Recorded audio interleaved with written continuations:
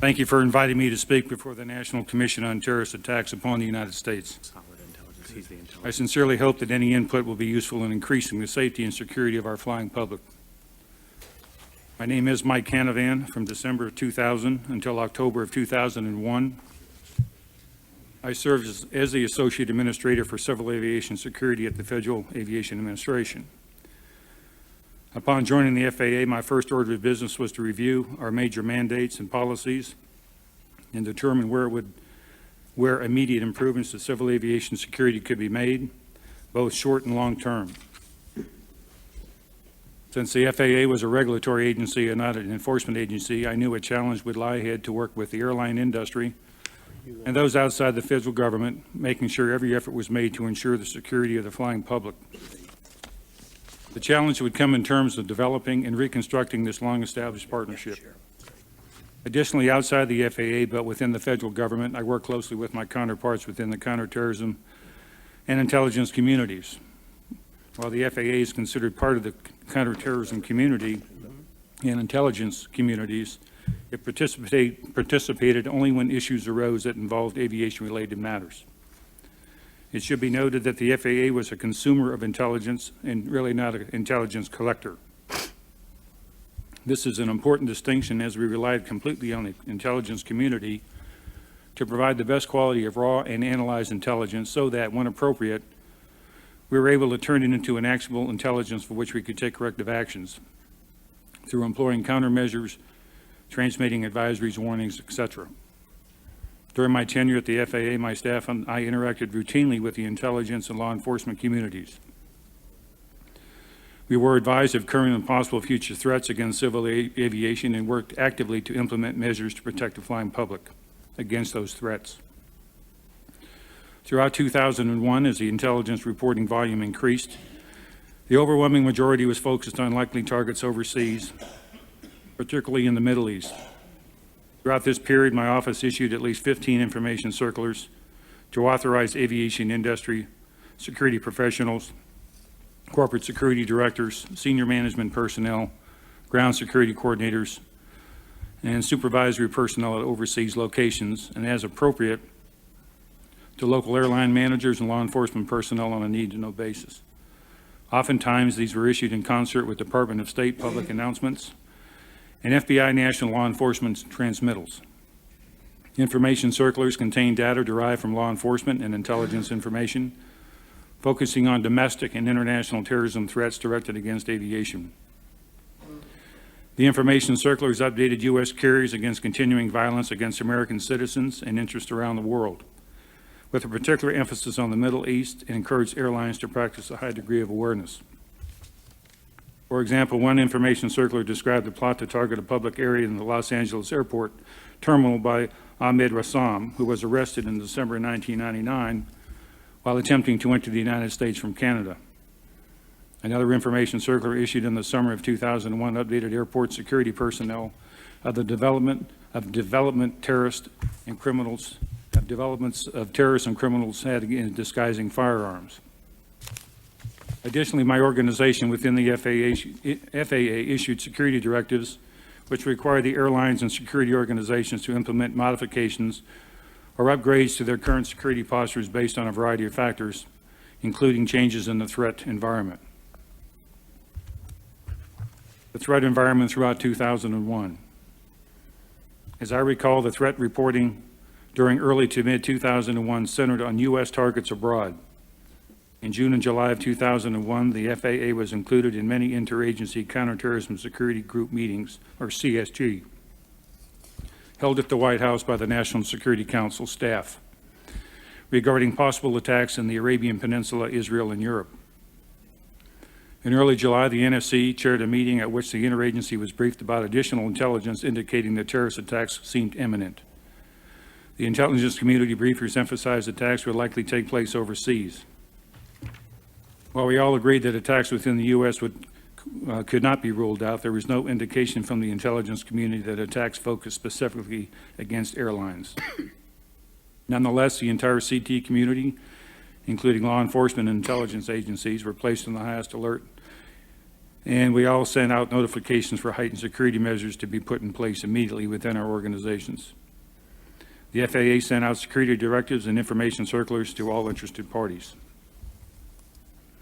During my 10 months at the FAA, I was determined to instill a renewed sense of dedication and importance throughout the civil aviation security organization and the airline and airport industry that security of the flying public was our principal directive.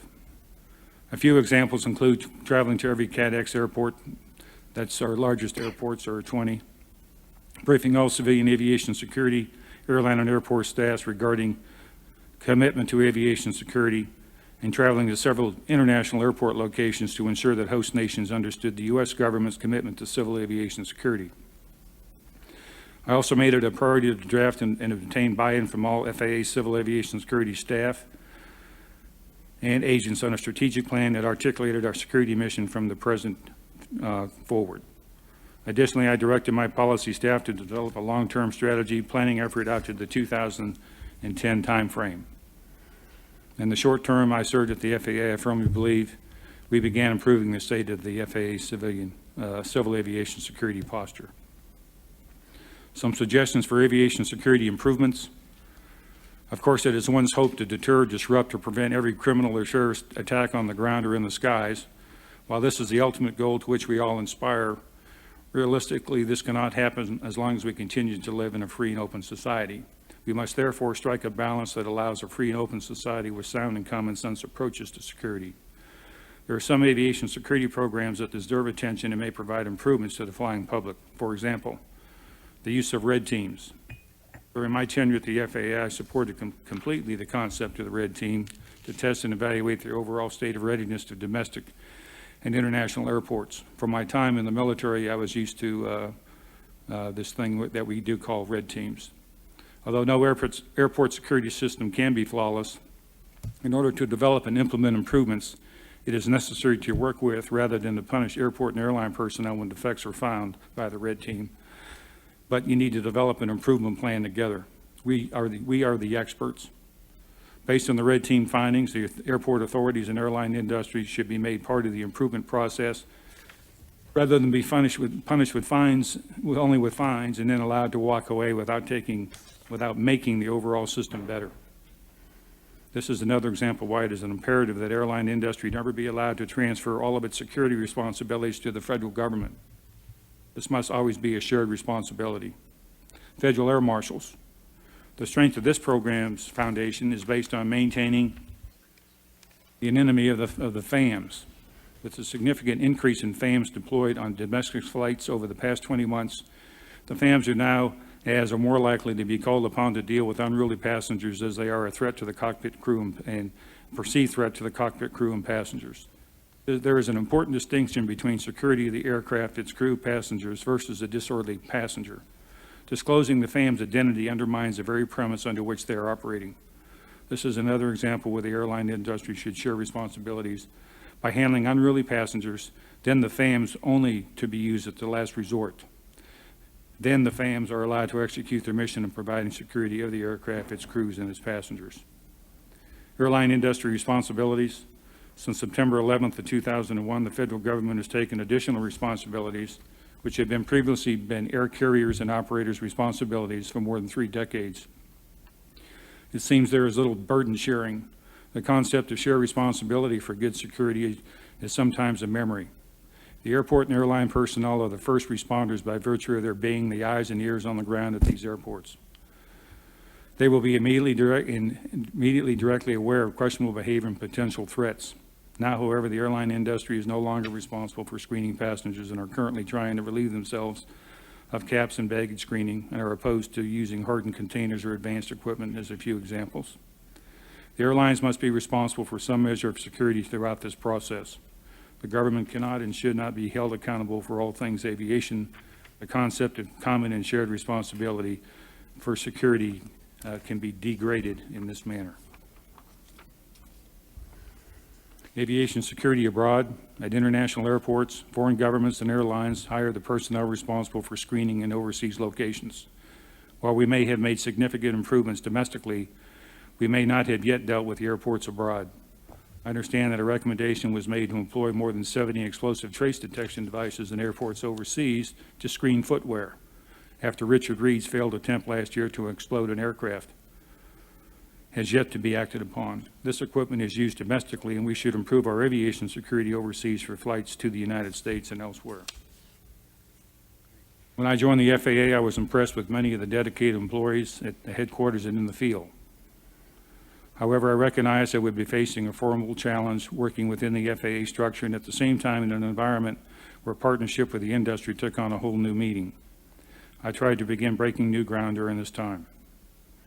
Not a single day passes when I do not think about decisions, theories, and intelligence that might have possibly made some difference to the outcome of September 11th. I hope that my testimony today and any information that I offer the National Commission will assist in making the traveling public and aviation in general more safe and secure. I take full responsibility for any and all FAA security failures on 11 September 2001. Thank you.